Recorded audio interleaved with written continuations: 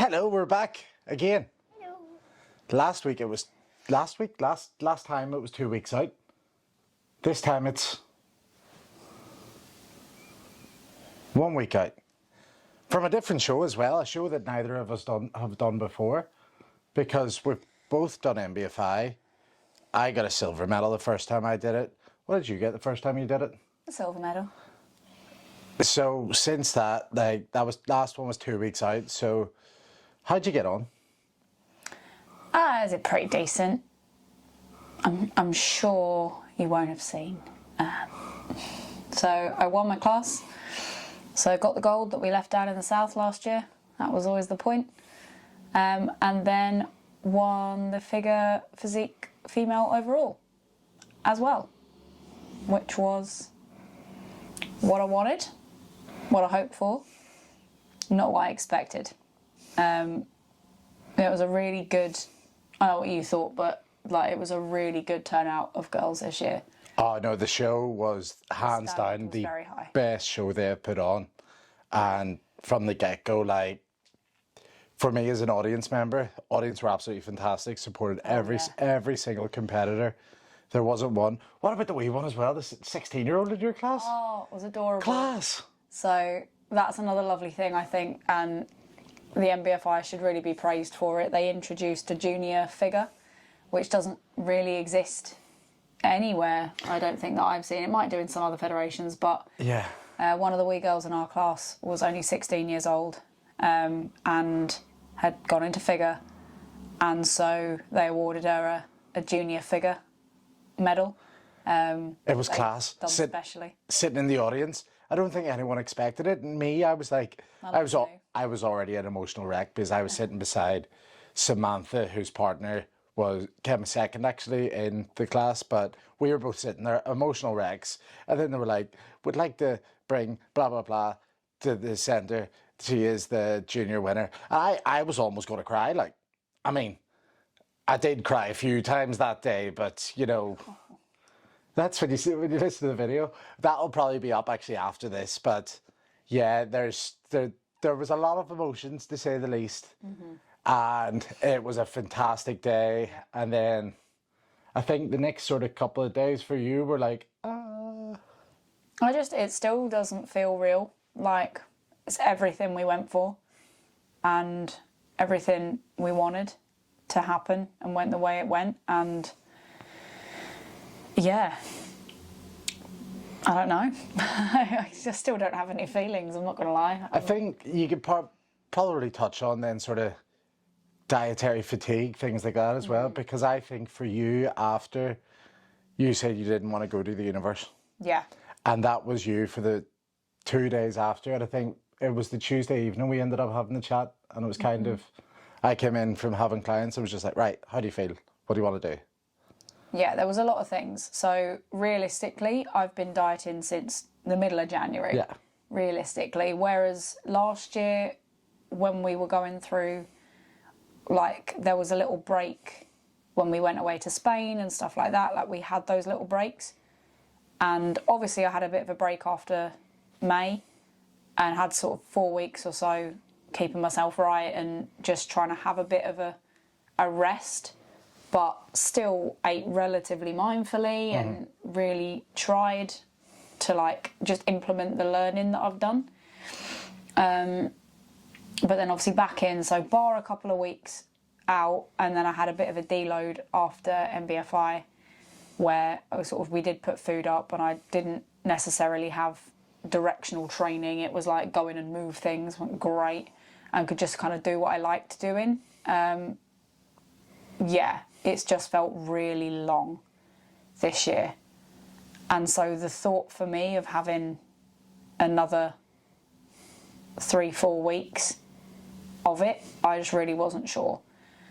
And actually, because where it is a lifestyle and you do, it affects every single second of your day, and where I work a full-time job as well, I've got the 9 to 5, so all of my training, all of my steps, everything else. And got a 9 to 5, and then I work self-employed as a tutor 3 nights a week as well. So I have very few spare hours in the day. So I'm getting up at 3:30, 4 o'clock every morning in order to get everything done. And I said to you this time, the days I'm tutoring, can they be my rest days? So instead of a full session I've got to do, I've just got half an hour worth of cardio to do and my steps. That's a bit more doable. But even then on a lunchtime, I'm going out and I'm doing steps. I've only got half an hour for lunch, like just utilising every single second. And it's not only dietary fatigue, but like that fatigue when you're like, I physically have no other time. I don't have the time in the day. That's one of the things that you could say could be lifestyle fatigue to an extent, because when you go through a prep, especially most preps happen through the summer, and you miss out on things like, a lot of the time you will miss out on holidays, functions. So like if friends are going out for a barbecue, going out for drinks, you'll miss things like that. I'm sorry. No, that's all right. I've been having my one-man barbecues up the back and all. I know, but it's not the same. You'll come in from work and I'll have a steak on the barbecue. But no, it's those sort of things that affect you, and that's sort of going another 4 weeks. But then what I said was, really, it's another 2 weeks. And that's this week, for example. Push calories right up a few days. You were away for work, things like that. Weight is a funny one because your body, especially now, is super responsive. And I think over 2 days you put on 2.5 kilo. And we only went up 250 grams of carbs each day.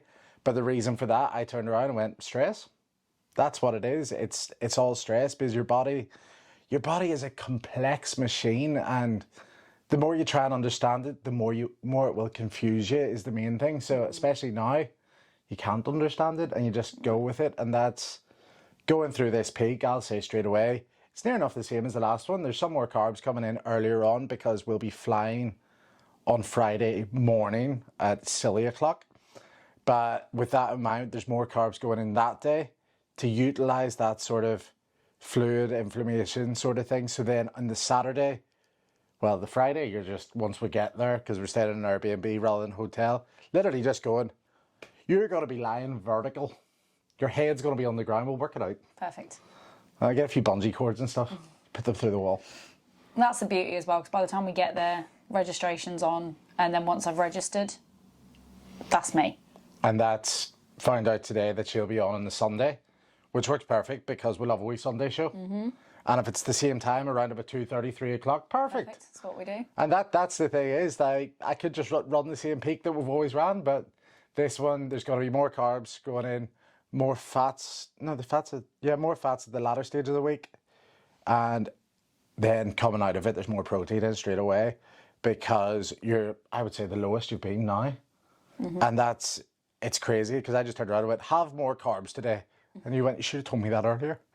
But I like to space them. It's that sort of thing is... Still got to find 50 to put in somewhere. That's all right. You work that out. Scary. But do you know what? For me, the thing that made the choice, yes, I was tired. I am tired. I said to you the other day, yesterday, I think, I'm just tired. But I refuse to have any regrets. And I'm in a position that I could be in once in a lifetime, that some people want to be in. I think that's what I said to you that evening as well. I was like, how many people were you competing against? How many people would love to have this opportunity? And I refuse to have the regret of not going.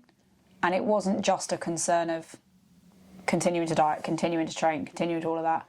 Financially, it was a concern, because it's not cheap to fly to another country and stay there and do all the normal show expenses and things like that. So I was like, okay, I need to work that out, and that's an extra stress.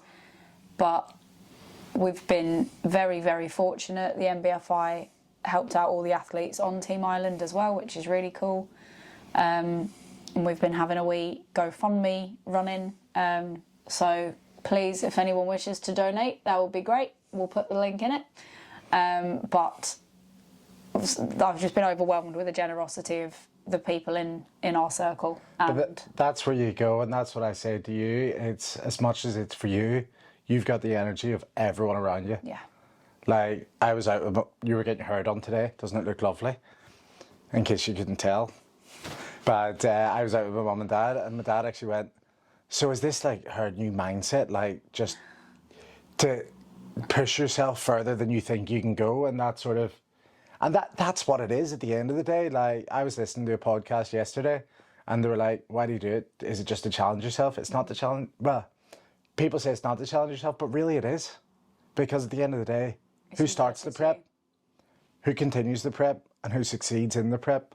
If you fail in the prep, there's obviously reasons why. And that's whether it is down to coaching, whether it is down to yourself, your personal adherence. Yeah. Because that's another thing actually as well, talking about calories and stuff. Because I put a wee post up yesterday. I'm just out of intrigue because with Natalie, I say macros rather than actually giving a meal plan. But the majority of people prefer meal plans. And that's, I can see how the simplicity of it, things like that, you're told what you're eating, so you're eating it. But it doesn't give you any ownership over it. And without sounding silly, I'd say you've actually enjoyed your food more this time around. Yeah. Because last year, to be fair, I used to put in all like the no calorie sauces everywhere. Literally, it would have been my protein in one cupboard, and then about 15 different sauces. And I think you took up on that a little bit, whereas this year, you haven't used any sauces or anything. No. It's just seasonings. I've got the syrup in my coffee and that's it. Yeah. But part of that again for me was the learning, because I think when you're given macros and then I've been fortunate in that Stephen's been able to teach me like which foods and what's better than other things and things like that. And then through a couple of years of doing it, I've learnt with my own body. That will have made a funny noise. I've learnt with my own body what works well, what doesn't. And from that, I've been able to make judgments. And like you say, it's the ownership then of being able to make those choices, and gives me more confidence, because post-show for me is far harder than the few weeks pre-show.